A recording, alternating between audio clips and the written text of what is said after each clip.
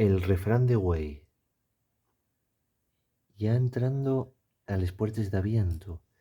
Si quieres comer leche zucío, tómalo de la petanera del Valleco.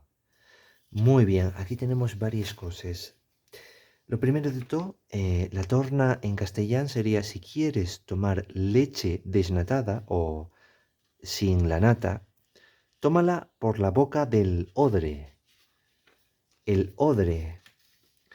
Bien, pero un yao, petanera sería la boca y vallicu puede significar tanto un odre de leche como un besiguo. Como un besiguo. Em,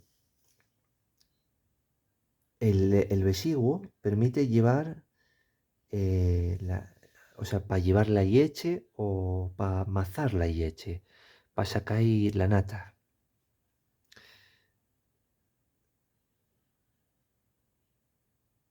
La petanera sería la boca como tal y zucío, el participio de zucir. Quitar la nata, sacar la leche, es natao. Una parte de la cultura de la antigüedad.